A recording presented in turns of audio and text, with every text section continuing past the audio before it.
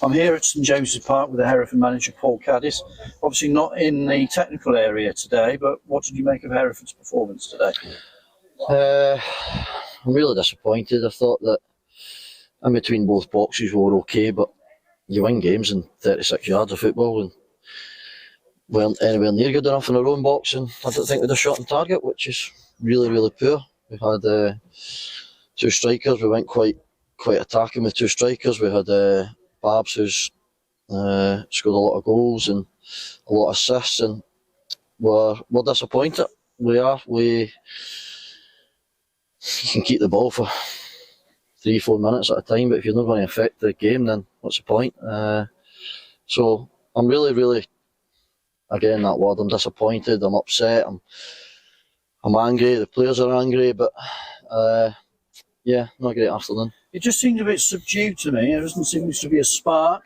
You got, wide players available. It just didn't get out to them quickly enough. Yeah, and you know what? I'll look at myself. Maybe me not being on the side didn't help. Maybe I've got to be on the side to try and drive the players. That's something I need to learn, and I'll take responsibility for that. But yeah, I totally agree. I thought we lacked a little bit of urgency. We knew that Brackley would go back to a back five. We watched a lot of them. They've done the same with Charlie at home. They don't create loads of chances, but keep a lot of clean sheets, and they're brilliant at defending their box, and that's what they've done. And it's frustrating because we send the messages before the game to try and get it to sink into the players that what their strengths are and stuff like that. And sometimes in football you can't legislate for everything. It's difficult times, but we warned the lads that Roberts will try and shoot on sight, which he did. They get the first goal, but did they cause us too many problems? No, I don't think they genuinely did, but weirdly they much deserved to win the game. I just thought that we lacked a bit of urgency. I thought we sort of run out of ideas, I think, in the final third, which is something I'll take on board. Again, I'm positive. I thought Judd was our most lively player, 19 years of age, got a brilliant future ahead of himself, and we've got to recognise that arguably he's our best player at times. Get him on the ball. Try and do everything you can to get him on the ball.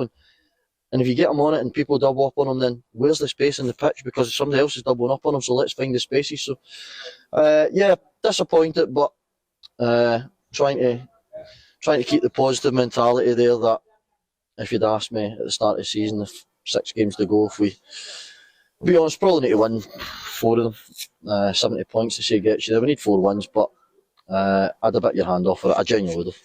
You look at the next 3 fixtures as games that you could win, and you've got to look at it positively, and you're back at Edgar Street to seize the initiative. Yeah, back at home against a really difficult Farsley side, so we've got to try and take care of that. We need to go and win the game.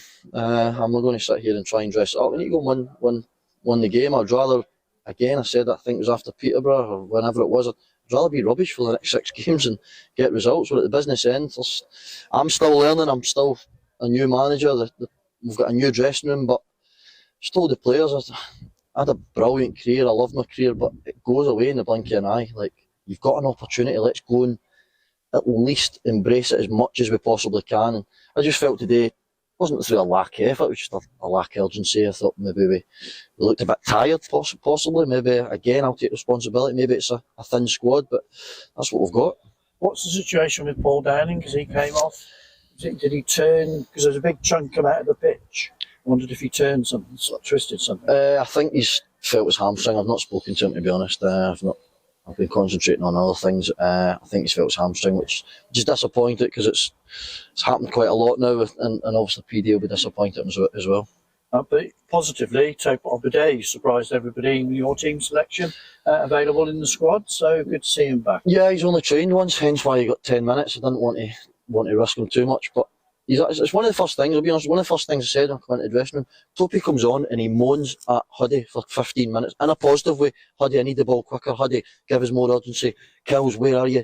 And that's an experienced player. We need more of that. I think at times we're a group of brilliant guys, really are. It's a brilliant dressing room, but sometimes you've got to fall out. It's got to hurt. So Tope's a positive for us to come back, an experienced player.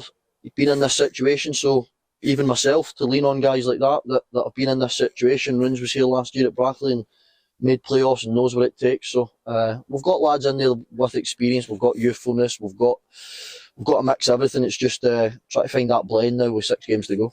So maybe it's really guns blazing next week. Got to go for it, and you've got maybe Obadei with the experience on one flank, and youngster Jid on the other. Yeah, we've got to go for it. We tried to pick a team to. Obviously, with Cece been out, we went back to the 3, but we've been solid in the 3.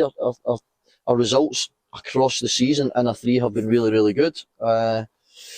So it's an opportunity to get 2 strikers on the pitch. But next week we've got to come out. We've got to come out the traps. We've got to maintain it for as long as we possibly can. The support again has been absolutely magnificent. We'll need them.